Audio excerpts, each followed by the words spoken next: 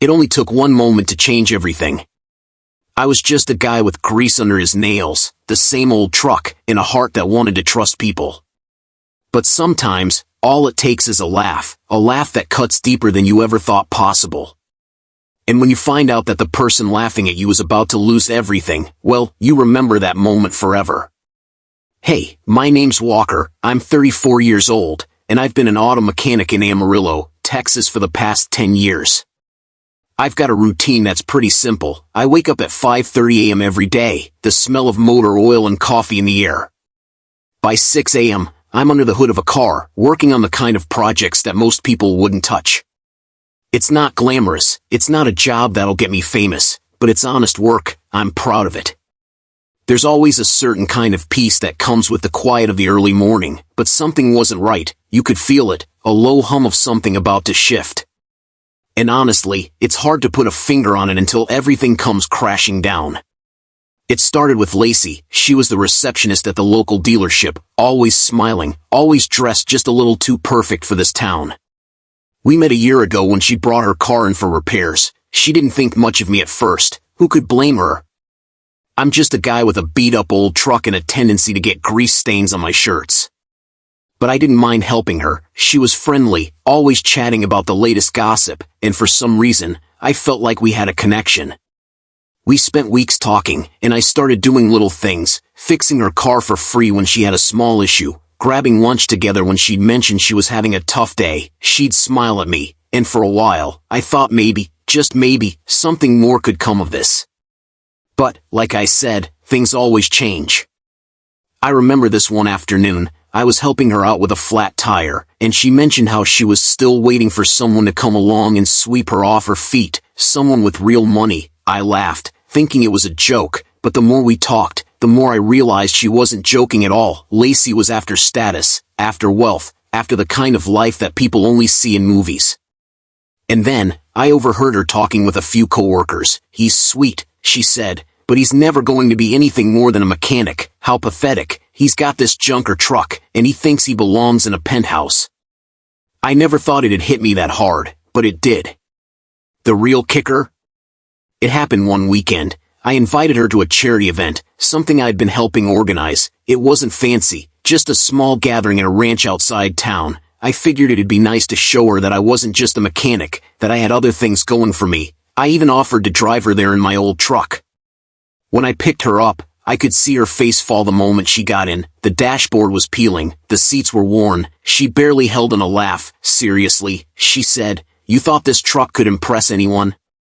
I said nothing, but it stung more than I'd ever admit. We drove in silence for a few miles, but then she got a phone call. She faked an urgent conversation, then dropped the bomb. I'm sorry, I can't do this. I'll take my own car, thanks anyway.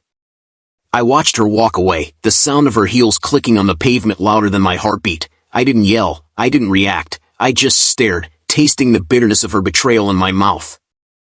I didn't cry, didn't scream, I didn't even feel angry. What I felt was calm, the kind of calm you feel right before a storm. I knew what I had to do.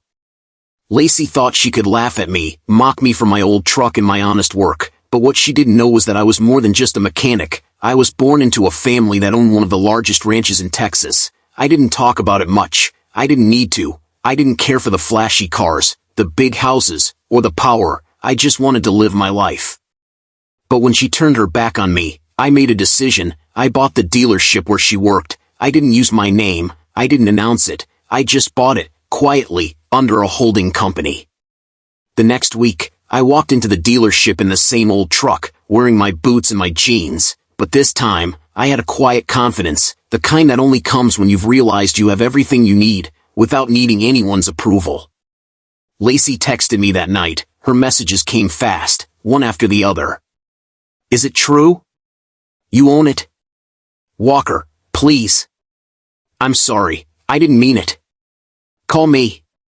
She called me 12 times, left me voicemail after voicemail, crying, begging for forgiveness, but I didn't respond. I just listened. I deleted each message one by one. My phone sat on the table. The only sound in the room was the sizzling of steak in the skillet. I wasn't angry. I was just done. The dealership's annual charity event rolled around a few months later. It was packed, everyone dressed to impress. I walked in, same truck, boots covered in dust, and stood at the front door. People looked up, whispered, and the crowd parted like the Red Sea. And then it hit. My name, Walker, the new owner of the dealership. The room fell silent. Lacey's face turned white as she realized who I was. She dropped her champagne glass. People around her whispered. Her entire world shifted in that one moment. I didn't say a word. I didn't need to. I just walked up to the stage, introduced myself to the crowd, and said, I guess I do understand what success looks like, just not in the way you thought.